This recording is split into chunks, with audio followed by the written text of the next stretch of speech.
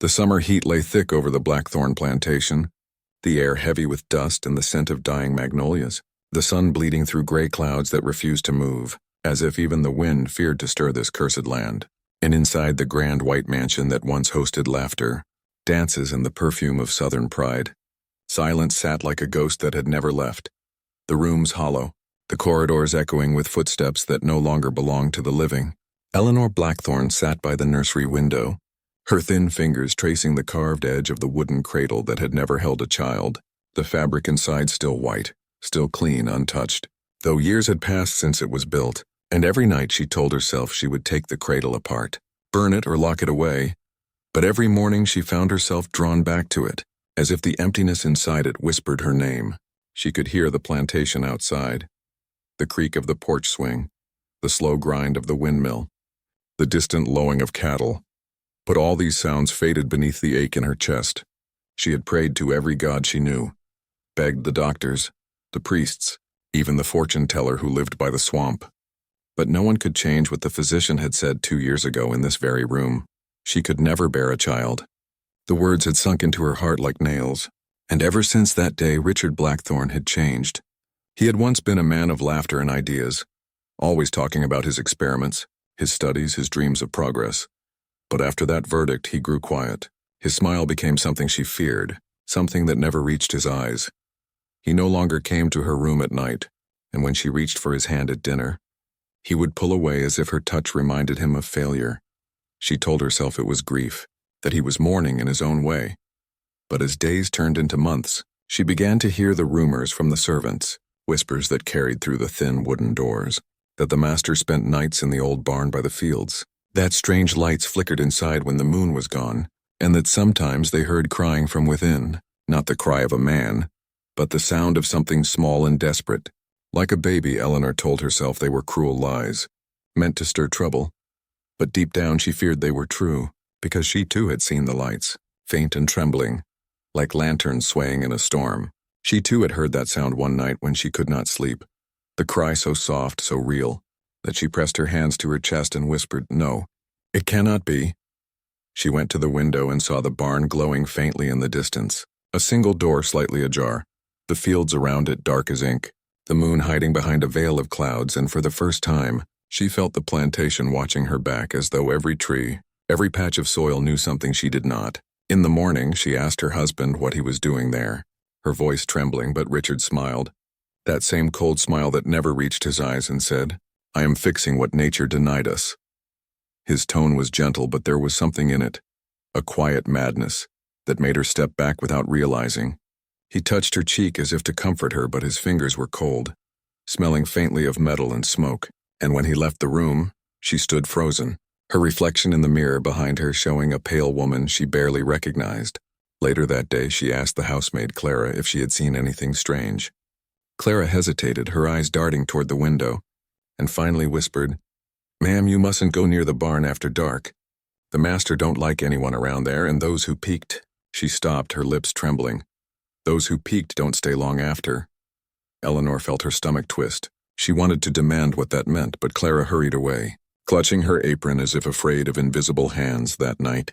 When the house was quiet and Richard's study door was locked from inside, Eleanor sat in the nursery again, the cradle before her, the rocking chair creaking gently beneath her, the sound like a heartbeat echoing in a tomb. She lit a single candle and watched the flame dance, thinking about the cries she had heard. The book she had found on Richard's desk weeks ago, titled Anatomy and Rebirth, filled with strange drawings she couldn't understand, pages covered in notes about blood, cells, and something called synthetic genesis. Words that meant nothing to her but made her skin crawl. She remembered the way his eyes glowed when he spoke of progress, of replacing God's failures with man's triumph. And now she wondered if she was one of those failures, if her emptiness had pushed him to madness. Outside, thunder rumbled, though no rain came. The wind picked up suddenly, and from across the fields, faintly, almost hidden within the rustle of the trees, came that sound again, the cry of a child. Soft, lost, rising and falling with the wind. She stood up, the candlelight flickering across her face. Her heart pounding, she pressed her ear to the windowpane. Yes, there it was again, clearer now, coming from the barn. She wanted to run, to wake the servants, to shout for Richard, but something in that sound called to her, like a mother's instinct she had never known. She wrapped a shawl around her shoulders and stepped out into the night. The air was thick and wet, the crickets silent as if holding their breath. Her bare feet brushed the cool grass, and the mansion behind her seemed to sink into the darkness as she walked toward the faint orange light ahead. The barn loomed larger with every step. The smell of smoke and chemicals burned her nose, and when she reached the door she hesitated. Listening, the crying stopped, replaced by a low humming sound. Steady, unnatural, she pushed the door slightly. It creaked like an old bone, and through the gap she saw flickers of light, metal glinting, and her husband's silhouette bending over a table. His movements quick, deliberate. She saw jars, glass tubes, and what looked like a small bundle wrapped in white cloth moving slightly. Her breath caught, the boards beneath her feet creaked. Richard turned sharply, his face half hidden in shadow. "Eleanor?" he said, his voice calm but low. "You shouldn't be here," she stammered. "I heard. There was crying, was it? Was it an animal?" He smiled again, that terrible calm smile. "Go back to bed, my dear, I'm working." "On what?" she whispered, her voice cracking. "On our future," he said, and closed the door. She stood there, trembling, unable to move, the night pressing against her like a hand. When she finally turned back toward the house, the field seemed alive. The scarecrows looked closer than before, and the wind carried a faint echo of laughter, not human, not kind. The next morning, she told herself it was a dream, a trick of exhaustion. But when she went downstairs for breakfast, she found muddy footprints leading from the back door toward the barn, small like those of a child. She followed them with her eyes until they vanished near the garden gate. Her hands shaking, Richard sat at the table reading, his face calm, his plate untouched. "You were out late," he said softly without looking up. "You shouldn't wander in the dark, there are snakes." She wanted to scream that she had seen him, seen what he was doing, but the words froze in her throat. He finally looked at her and said, "You're pale, Eleanor. Perhaps you should rest more," and then returned to his paper as if nothing existed beyond his control.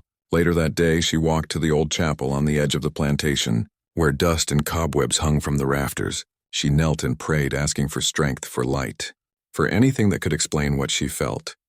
And when she opened her eyes, she saw something carved into the pew before her. 2 words scratched in with something sharp. "Help me." She ran her fingers over the letters, the wood splintering under her touch, and in that moment she heard faint breathing behind her. She turned, but the chapel was empty. Only sunlight falling through broken glass, yet when she stepped outside the air felt heavier, thicker, and from far away came a soft giggle, the sound of a child playing hide-and-seek. That night she begged Richard to tell her the truth, her voice trembling. "I can't sleep. I keep hearing things," she said. "I feel something's wrong in this house." He looked up from his notes, his eyes tired but hard. "You're just lonely," he said. "You wanted a child so badly your mind is making one for you." She wanted to believe him, but deep down she knew he was lying. For the following nights she locked her door, but the cries still came, sometimes from the barn, sometimes from beneath the floorboards, sometimes from the cradle itself. Once she woke to find the cradle slowly rocking on its own. The curtains moving through the window was shut. She ran to stop it, but her hand froze halfway. Something icy brushed her fingers, and when she looked down, she swore she saw a small print, wet, like from a newborn's foot. On the wood she backed away, whispering prayers she barely remembered. She wanted to call for help, but who would believe her? She was the barren wife of a doctor, alone in a mansion full of whispers. She decided to write a letter to her sister in Savannah, asking her to visit, but every time she tried, the ink would spill or the paper would tear, as if unseen hands refused to let her speak. The servants began leaving one by one, saying the plantation was cursed. The last to go was Clara, who came to her at dawn, eyes red from crying, and said, "Ma'am, I can't stay. He's doing things no man should do." "I seen them." Eleanor grabbed her hand. "What did you see?" she begged. Clara only whispered, "They move, ma'am, even when they're dead," before running out into the fog. Eleanor stood at the window watching her disappear, and from the fields once again, she heard the cry. Louder now, closer, as if whatever made it was no longer in the barn but at the edge of the house, waiting. The cradle upstairs began to creak again, slow and steady, the sound mixing with the moan of the wind through the shutters. She wanted to run, to flee the plantation, but some part of her still hoped it was all madness, that if she stayed she would find the truth. And so she lit another candle, sat by the window, and waited for the night to come.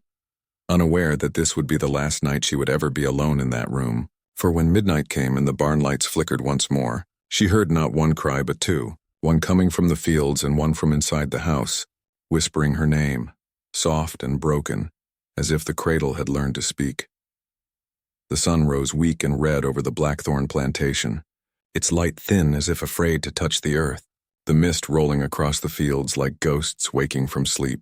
Eleanor stood on the veranda clutching her shawl, her eyes fixed on the distant barn that still reeked faintly of smoke. The same place where she had heard the cries, the same place her husband had forbidden her to enter, and yet every part of her mind whispered that the answers hid behind that door. She walked down the steps, her shoes sinking into the damp soil, her heart beating hard as the morning silence swallowed every sound. The workers were gone. Even the birds refused to sing. When she reached the barn, she found the heavy padlock hanging from the latch, dark with rust but new scratches around it, as if it had been forced open again and again. She placed her hand on the wood, the surface cold and sticky, smelling of iron and something far worse. She stepped back when she heard movement inside, faint, dragging, not quite human, she called out softly. "Richard?" But no answer came. Instead, a soft thump echoed from within, followed by a whisper that didn't belong to any man. Her breath caught. She turned to leave, but the sound of footsteps on gravel made her freeze. It was Clara, the maid, her face pale, eyes wide with warning. "Ma'am? Don't stand here," she hissed. "He's coming back soon, and if he finds you near this place, he'll—" She stopped, her words choking as if something unseen pressed against her throat. Eleanor grabbed her arm. "Tell me what's inside," she demanded. But Clara only shook her head, whispering, "Not things that live the way we do," before pulling free and running toward the house. Eleanor stood alone, staring at the locked door until she felt the ground tremble under her feet. A soft vibration, almost like breathing from beneath the soil. She stumbled back, clutching her shawl tighter, and that was when she noticed it. Faint trails in the dirt, small footprints leading from the barn toward the house, half washed by dew yet fresh enough to glisten. She followed them with her eyes until they vanished into the garden path. That night, Richard did not come home until dawn. His coat stained with mud, his eyes wild but bright, he spoke little, only muttering about success and the next stage. She asked him what that meant. But he waved her off, saying, "You will see soon enough, my love," then locked himself in his study. Eleanor waited until she heard his snores before she slipped from her bed, carrying a lantern down the back stairs. The house was silent except for the soft hum that now seemed to come from below the floors. She walked barefoot through the corridor and out the kitchen door. The night was thick, stars hidden, the moon like a bruise behind clouds. When she reached the barn, she saw the padlock again, but this time it hung loose, the latch open as if waiting for her. She hesitated only a moment before pushing it open. The hinges screamed softly and a wave of heat rolled over her. The smell hit next. Burnt metal, rot, and something sharp that stung her eyes. The inside was lit by strange lanterns, not flame but bluish light pulsing like veins. On tables lay glass jars, copper wires, and jars filled with things that looked like hearts but were still beating. She covered her mouth, her lantern shaking, and that was when she heard the crying again, closed this time, coming from behind a row of wooden crates. She moved slowly, every step a struggle between horror and hope, until she saw it, a cradle smaller than the one upstairs, rocking gently though no wind touched it. Inside, wrapped in cloth, lay a shape that moved. She reached for it, but then froze when she saw the shadow behind her. Richard stood at the doorway, his face pale, eyes glowing faintly in the strange blue light. "You shouldn't be here," he said quietly. But his voice carried something new, cold pride mixed with delight. She whispered, "What is this?" He walked toward the cradle, touching the edge with his gloved hand. "This," he said, "is what love creates when science gives it direction." She shook her head, tears in her eyes. "That's not love, Richard. It's madness," he smiled slightly. "You prayed for a child, did you not? Now we have one." The cloth stirred and a small hand, grayish, reached out, fingers trembling. She screamed, stumbling back, but Richard caught her wrist, his grip like iron. "Don't fear it, Eleanor. It knows you. It carries your blood." She stared at him, horrified. "My blood?" He nodded. "Yes, the serum works only with yours. You are the source, the mother of rebirth." She tore free, running out into the field, the wind cutting her face. She didn't stop until she reached the edge of the swamp. Her lungs burning, she fell to her knees, shaking, the croaking of frogs the only sound. Behind her, the barn door slammed shut and the lights dimmed one by one until the night swallowed them whole. She didn't remember how she returned home, only that when she woke, her hands were stained red and the sheets smelled of smoke. Richard was gone and the servants refused to meet her eyes. Later that evening, while searching for water in the kitchen, she found a small jar on the table with her name written on it. Inside was a single lock of her hair floating in dark liquid. She dropped it, glass shattering, but as the liquid spilled, it seemed to move on its own, creeping toward her feet like it was alive. She ran upstairs, locking herself in her room. Her heart pounding. Outside, the thunder rolled again and the house groaned as if in pain. Then faintly she heard it, a child laughing. Not crying now, laughing from somewhere beneath the floorboards. She pressed her ear to the ground and heard scratching. Tiny fingers dragging along the wood, she backed away, whispering prayers. But the laughter only grew louder, closer, until it came from the other side of the door. And in the faint candlelight, she saw the knob begin to turn, slow, steady, as if something small and patient waited for her to open it. She held her breath, clutching a rosary she no longer believed in, and whispered, "Please, if you are my child, leave me be." But the knob kept turning until a sudden noise shattered the moment, the barn exploding in the distance, a shockwave shaking the windows. She ran to the balcony and saw fire rising over the fields, bright against the dark sky. But within the flames something moved, shapes crawling through the smoke, and above it all stood Richard, his arms raised, shouting words she could not hear. The fire burned red, then blue, then died all at once, leaving only black smoke curling into the air. The next morning the barn was gone, nothing left but a circle of ash and a single silver ring lying in the dirt. Richard's ring. She picked it up and felt it pulse once faintly like a heartbeat. She dropped it, her hands trembling, and from somewhere beneath the ashes came a sound, small, muffled, the cry of a baby that refused to die. When morning came, the air over Blackthorn Plantation hung still and heavy, carrying the scent of smoke that would not fade. The barn was gone, but its shadow seemed burned into the land, like a scar that would never heal. Eleanor walked the empty halls of the mansion, her body weak, her eyes swollen from a night without sleep. Each step echoed like a whisper through the corridors. The servants were gone. Even the cook who had worked there for 20 years had vanished before dawn. The house now belonged only to her and Richard.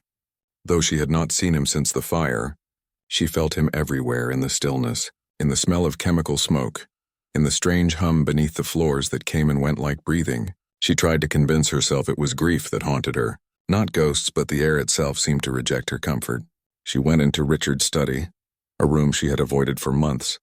The curtains drawn, dust lying thick on the shelves, and on the desk, half covered by papers, she found it. A small leather-bound book with a brass clasp, the initials RB engraved on the cover. She sat down slowly, her fingers trembling as she opened it. The pages were filled with columns of names written in Richard's neat hand, all of them women from nearby towns, with notes beside each one. Age 24, failed. Age 31, subject unstable. Age 19, responsive, and some marked with a simple red cross. She turned the pages faster, her breath quickening, until she found a page that made her stop cold. Clara's name written clearly. Beside it the words, Phase 3, blood sample successful. Eleanor pressed her hand to her mouth to keep from screaming. She flipped through again and saw more familiar names. Servants, midwives, even the Reverend's daughter, all connected by notes that made no sense but chilled her. Serum mixed, heartbeat detected, growth initiated, and finally, at the bottom of the last page, a single word scrawled in dark ink. Eleanor. She dropped the book, her mind spinning, her heart hammering as if trying to tear its way out of her chest. She wanted to run, but her legs felt heavy, the room closing in around her. She forced herself to pick up the book again and turn to the final page. There was a sketch there, a drawing of a woman, her face pale and sad, her eyes closed. And around her were wires leading to a cradle that looked exactly like the one in her nursery. She slammed the book shut and backed away, the candlelight flickering wildly as if the air itself had turned against her. Behind her, something fell from the shelf. She turned and saw a glass jar rolling across the floor. Inside it floated a small shape. A hand, no larger than a bird's, pale and perfect. She stumbled back, whispering prayers, and ran from the study, clutching the book to her chest. She locked herself in the parlor, gasping, her hands shaking so badly she dropped the key. The fire in the hearth had gone out hours ago, but the ashes glowed faintly blue, as if something beneath them still burned. She sat on the cold floor and opened the book again, flipping through until she found the first page. And there, written in Richard's elegant script, was a title that made her skin crawl. The New Life Project, to recreate what nature failed to provide. Below that were words written not in English but in Latin, and beside them a note in his handwriting. When the body denies creation, the mind must become God. She read the line again and again, her tears falling onto the page, smudging the ink. She realized now that the barn fire had not destroyed his work. It had released it.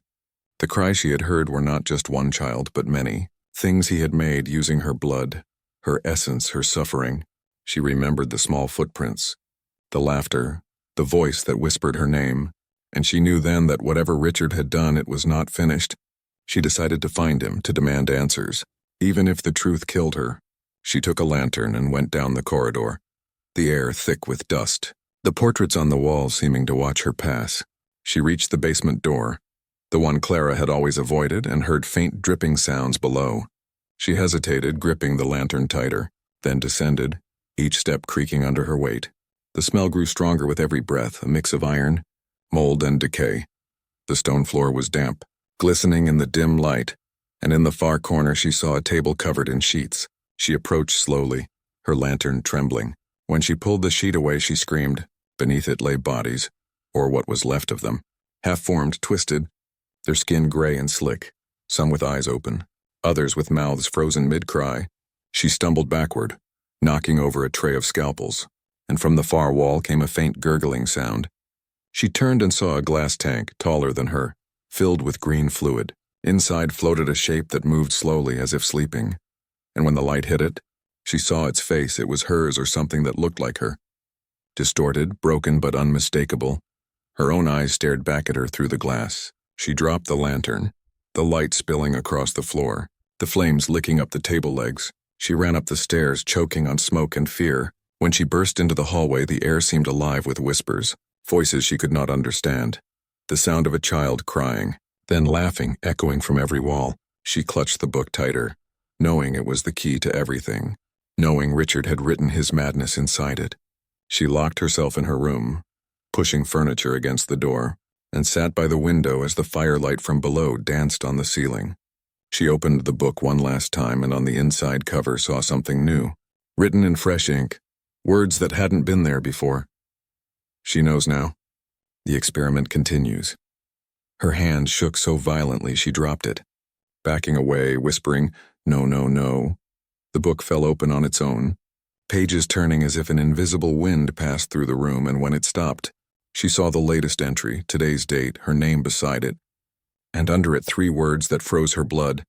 Delivery successful. Heart alive. She ran to the cradle and found it moving again, slow and steady, as the sound of tiny wet breaths filled the room.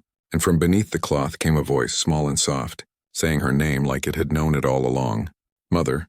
Night fell heavy upon Blackthorn Plantation, the kind of darkness that seemed alive, breathing, whispering through the cracks in the old mansion's walls. Eleanor had not slept since she read her name inside that cursed book, her eyes hollow, her lips pale. She sat in her chair, clutching a candle that burned low, watching the cradle across the room. It moved gently as if something unseen rocked it. She wanted to run, but she had nowhere to go.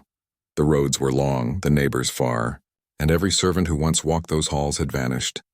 The silence was broken only by the faint ticking of the clock downstairs, but in that stillness she could hear something else, soft at first like dripping water, then heavier, like footsteps dragging on wood. Coming from the floor beneath her, she stood slowly, her body trembling, the candle shaking in her hand. She had seen the basement before, but never all of it. Part of it had been sealed long ago. Richard had always said that section was unsafe, too old, too unstable, but now she knew he had lied. She knew that was where the rest of his horrors hid. She lit another lantern and stepped out into the hall. The walls seemed to lean inward, the portraits watching her with eyes too real, as if they remembered what had been done in their presence. She reached the cellar door and hesitated. The wood was warm under her fingers, breathing almost. She turned the key. The lock clicked softly like a whisper of permission. The smell that came out made her gag, metal, rot, and something chemical. She descended slowly, one step at a time, the light flickering over the stone walls slick with moisture. Her heartbeat so loud it drowned every other sound. At the bottom of the stairs, she saw a door she had never noticed before, heavy iron bolts sealing it shut, the word forbidden carved above it in deep letters. Her hand trembled as she touched the bolts. They were cold, recently oiled. She unlatched one, then another, the sound echoing through the underground hall like a scream. When the last bolt fell free, a gust of air burst out hot and foul. Making her lantern flicker, she stepped inside and froze. The room beyond was vast and dim. Walls lined with glass tanks filled with pale liquid, each tank holding something inside.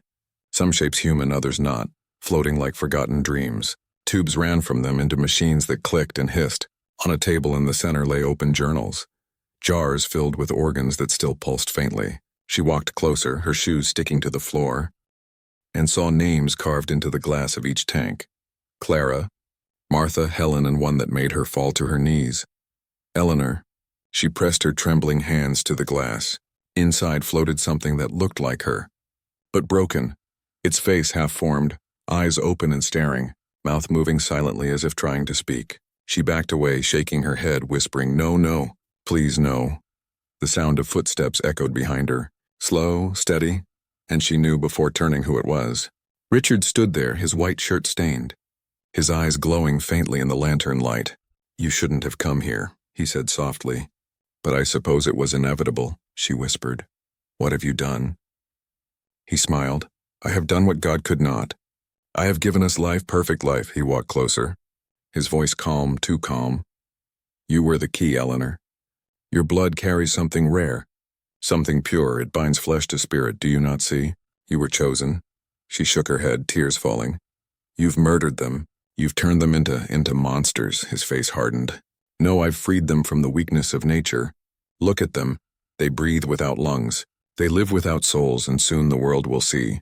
"They will all see," she screamed. "You're insane." He stepped forward, his hand outstretched. "No, my dear, I am a creator."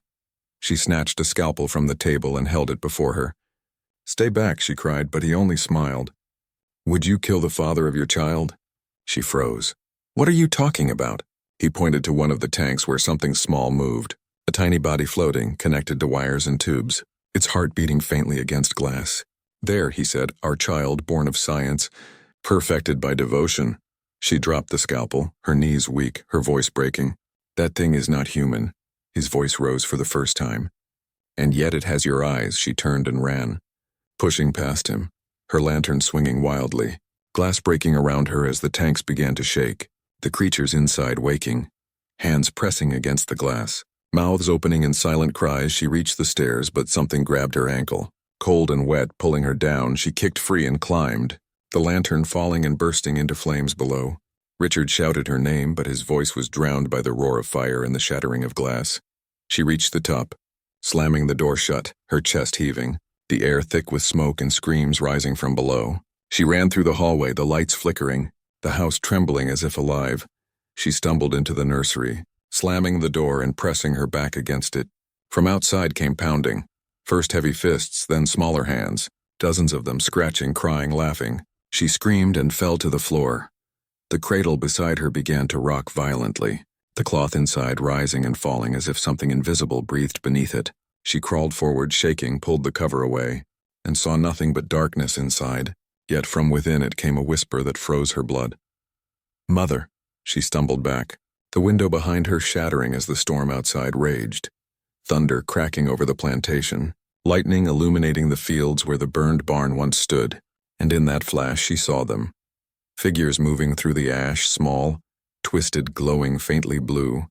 Crawling toward the house, the pounding on the door grew louder, Richard's voice mixing with theirs. "Eleanor, open it. They want to see you." She pressed her hands to her ears, screaming, "No, no more!" The cradle stopped moving, silence fell for one heartbeat, and then came the sound of wood splintering, the door cracking open inch by inch, and through the gap she saw eyes staring back, hundreds of them, small, blinking, alive. And in that moment she understood that the forbidden room had never truly been sealed. It had only been waiting for her. The house was breathing again, every wall groaning like a beast stirring from sleep. Eleanor backed away from the splintered door, her heart hammering so hard it drowned out the sound of rain outside. The floor trembled under her bare feet, dust falling from the ceiling as if the mansion itself were trying to shake off its sins. She pressed her back against the cradle, clutching the candle in her hand though the flame was almost gone. The light flickered wildly, throwing long shadows across the walls. The eyes in the hallway blinked again, hundreds of small glimmers staring through the crack in the door, whispering her name, Mother. Soft at first, then louder, like a chant. She screamed for Richard, but her voice came out weak. Dry, swallowed by the thunder, suddenly the noise stopped. Silence poured through the house like oil. Thick and heavy she waited, every muscle in her body tense. Then from behind her came a faint sound. A wet breath. Slow, uneven. She turned her head slowly toward the cradle, the candle shaking in her hand. And there it was, a small shape rising from the shadows inside it, pale skin glistening, its tiny chest heaving as if it had fought for every breath. It sat upright slowly, its eyes still closed, its fingers long and trembling. She dropped the candle, the flame dying. Darkness swallowing them both, she fumbled for a match but froze when the voice came. Small, broken, almost human. Mother, why did you leave me? She gasped, stumbling backward. Who are you? She whispered, her voice trembling. The figure tilted its head, its mouth twitching into something that almost resembled a smile. He said you would love me. The words were soft but carried a weight that crushed her heart. She reached out before she could stop herself, her instincts warring against her fear. Where is Richard? She asked, but the creature only laughed, a sound that was both a baby's giggle and a grown man's echo. He's here, it said. He never left.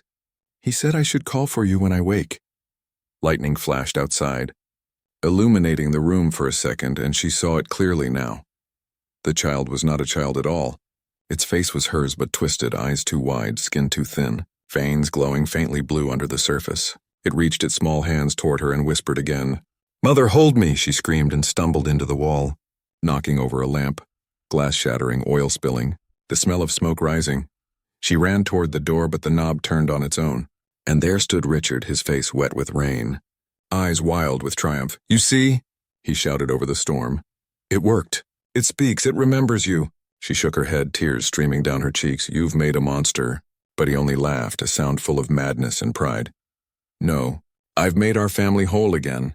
He stepped into the room, holding a metal rod in his hand that glowed with strange light. Do you know what it took to make life talk, Eleanor? How many failures I buried before this one? His voice trembled between rage and joy. She stared at him in horror. You killed them. He nodded slowly. Yes, but only the imperfect ones, and now, finally, perfection breathes before us. He lifted the rod, the tip crackling with faint blue sparks. Come, my son. Your mother must see. The creature turned its head toward him, its lips curling in confusion. Father? It whispered. Richard smiled wider. Yes, my creation. Your father.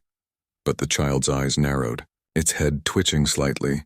You hurt me, it said softly. You made me cold.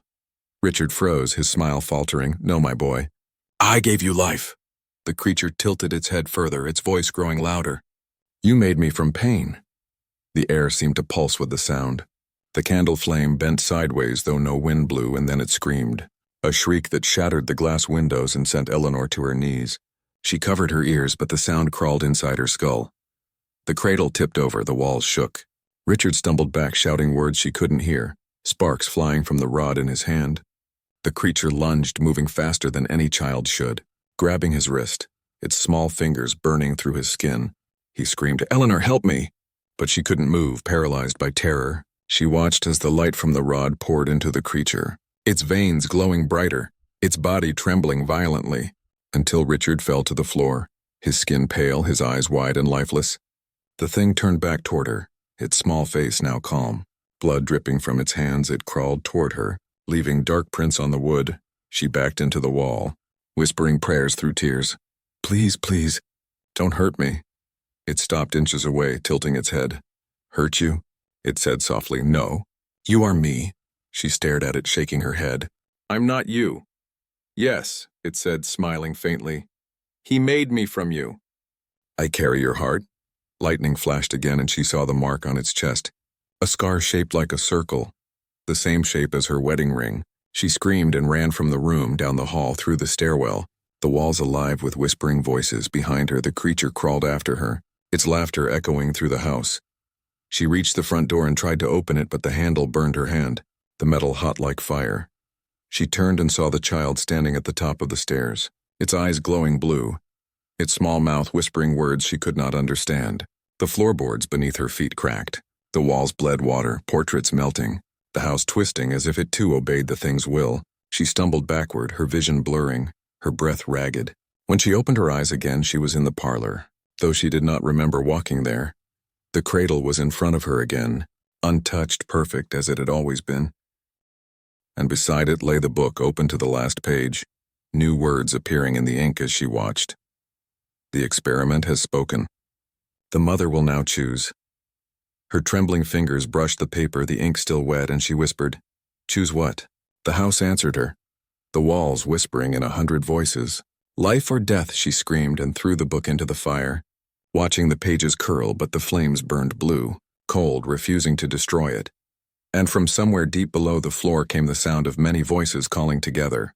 "Mother." She fell to her knees, the light flickering, the smell of blood and smoke filling her lungs. She looked up and saw the figure of her husband standing in the doorway again. Though she knew he was dead, his eyes empty, his smile soft. "You see, Eleanor," he said, "it speaks because of you." And it will never stop. The night that followed would never leave Eleanor's mind, for even years later when people spoke of the Blackthorn Plantation, they said that night changed the color of the moon itself. She sat on the floor before the fire, watching the blue flames twist around the book that refused to burn. The air smelled of old blood and candle wax, and every time the flame flickered she saw faces in it. Faces of women she once knew. Women whose names filled the cursed pages. She heard Clara's voice whispering her name through the smoke, begging her to run, but her body would not move. She stared into the blue fire as new words appeared across the cover of the book in black ash. "You cannot kill what you gave life to," she screamed and struck it with the poker. Sparks flew, ash fell, but the letters burned brighter. She backed away, gasping, and then she saw him, Richard, standing in the doorway, his face pale, his eyes hollow. Though she had seen him die, she knew that no living man could wear that expression. His lips curved into a faint smile. "You tried to destroy it," he said quietly, his voice calm like a ghost in a dream. "But it carries you inside it. You cannot destroy yourself." She shook her head, crying, "You're dead!" He tilted his head. "Perhaps, but even death obeys creation." He walked closer, his boots silent on the wood, his hands behind his back like a preacher delivering a sermon. "The child has spoken, Eleanor. It knows the truth." She covered her ears. "Stop it, stop saying that." He ignored her, kneeling before the fire, staring into the flames. "Do you see it?" he whispered. "The fire does not destroy. It refines, and soon this whole land will be cleansed." Lightning split the sky, thunder roaring so loud the windows rattled. The walls shuddered and dust fell from the ceiling. Outside the storm grew wild, rain slashing sideways. But the fire in the hearth only burned stronger, blue turning white, bright enough to light the room like daylight. And in that white light she saw that Richard's shadow was wrong. It moved on its own, crawling up the wall like a living thing. She stepped back, trembling. "What are you?" she whispered. His smile faded, his eyes turned black. "What you helped make." The wind burst through the room, throwing the windows open. Rain sprang across the floor, the candle flames bending in the storm, and for a moment she saw dozens of faces in the glass, those who had died in his experiments, their mouths moving silently, calling her name. The fire leaped from the hearth to the carpet, spreading fast, but instead of heat there came a chill, the kind that bites the soul. She grabbed the poker and struck at Richard, but her hand passed through him as if he were smoke. His voice came from all around her now, from the walls, the floor, the ceiling. "You wanted truth, my love. So see it." The floorboards split, revealing the glow beneath, and from that opening rose faint blue light and the smell of burning metal. She fell to her knees, peering down, and saw the basement again, the forbidden room alive with motion. The tanks shattered, the bodies gone, only the machines humming, their lights flickering like dying stars, and between them something moved. Small figures crawling through the steam, their eyes bright, their mouths opening and closing as if tasting the air. She stumbled backward as the whisper came again. "Mother!" And then louder. "Mother!" And then many voices together. "Mother, he heard us." She clutched her head, screaming, "No, no, please stop." Her voice lost beneath the rising wail of the storm. She ran down the hall toward the front door, the floor burning cold beneath her feet.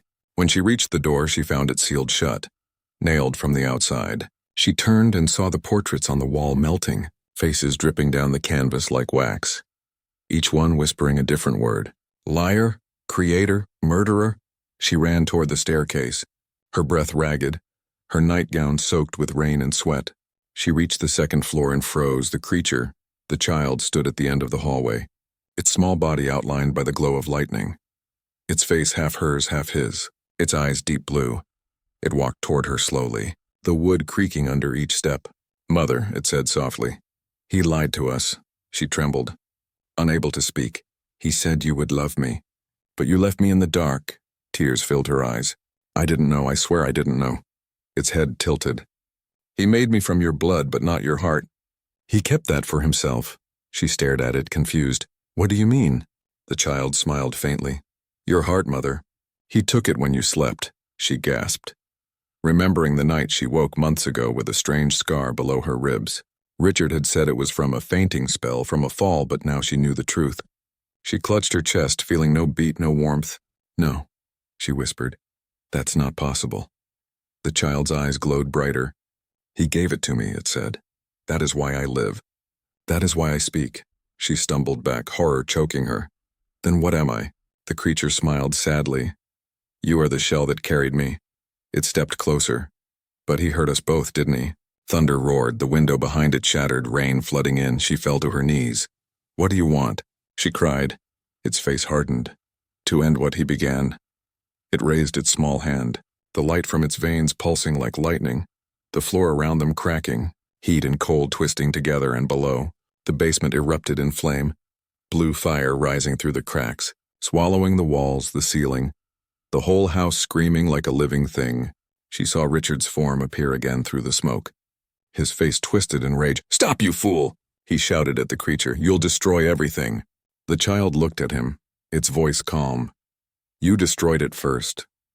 Then the light burst from its chest, a flash that blinded Eleanor, and when she opened her eyes again, she was outside, lying in the wet grass, the mansion behind her engulfed in silent blue fire, the rain falling through it but never putting it out.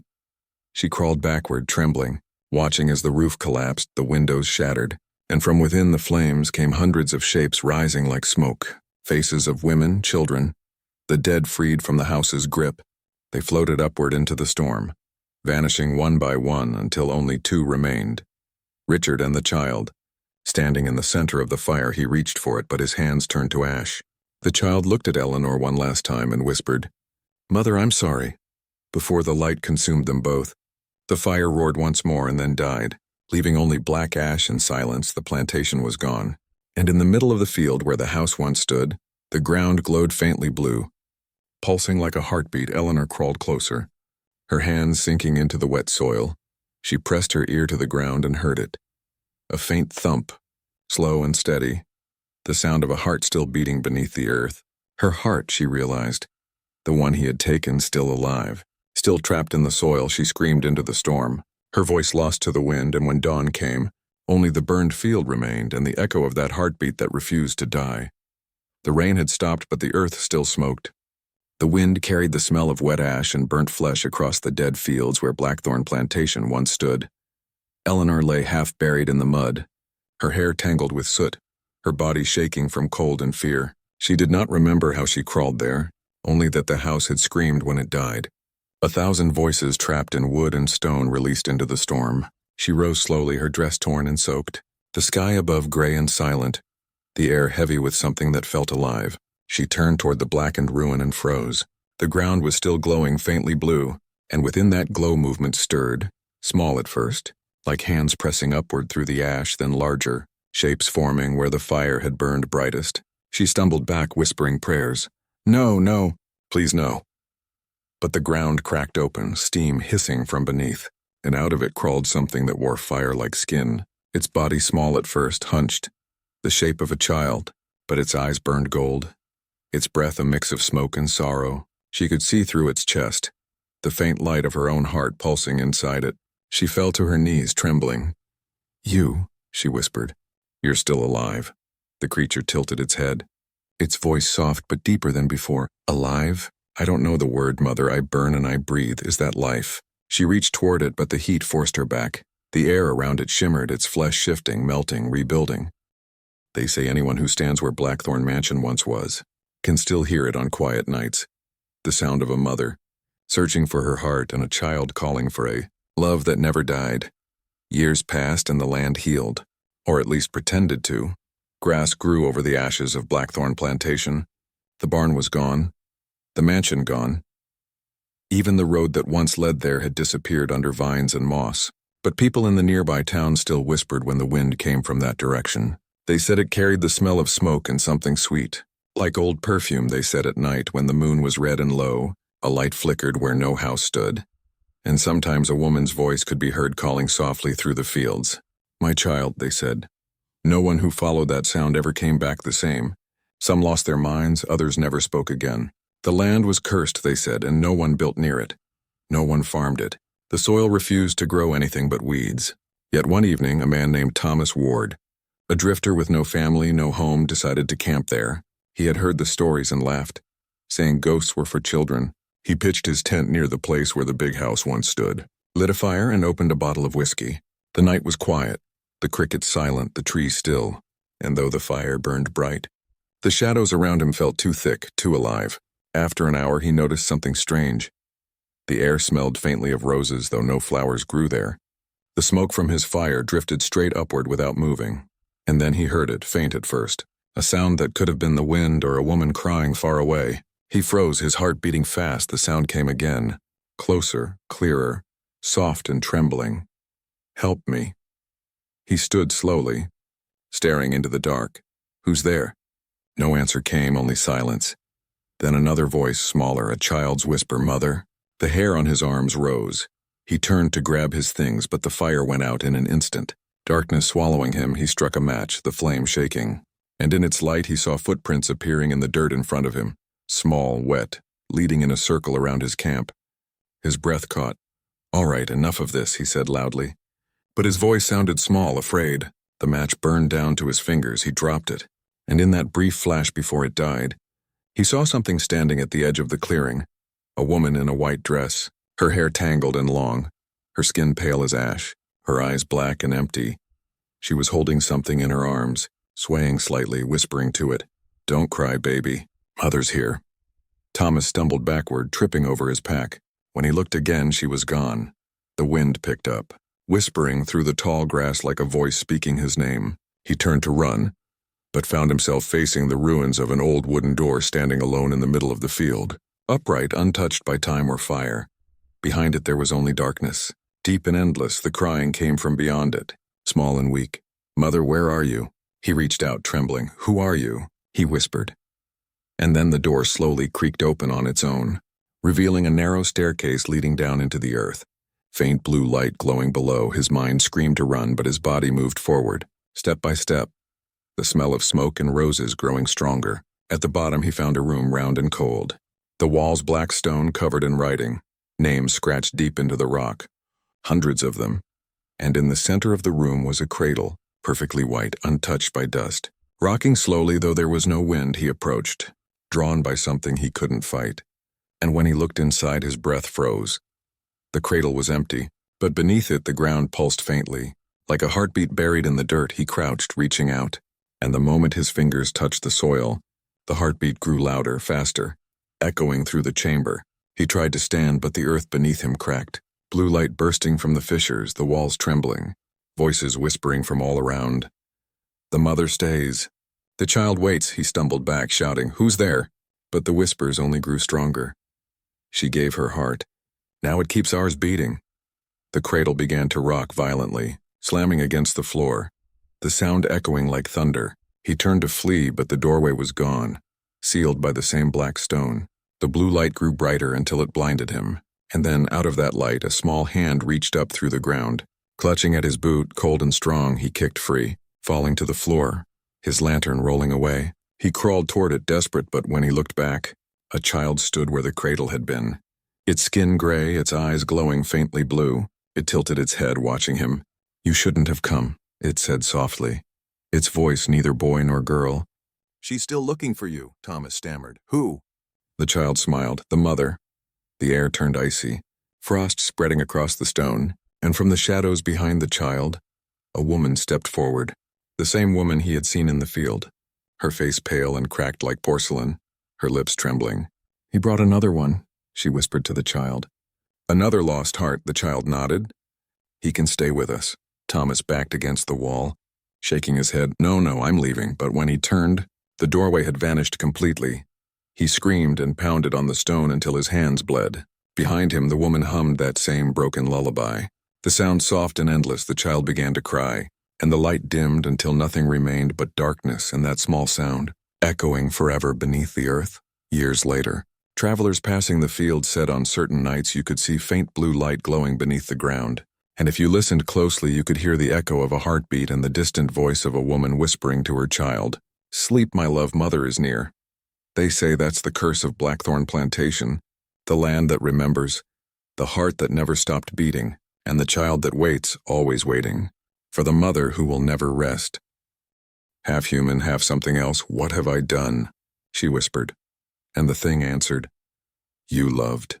And he lied. Now I carry both. Its words hurt her like knives. The sound not from its mouth but inside her skull. She pressed her hands over her ears but could still hear it, the heartbeat beneath the ground growing louder with each breath.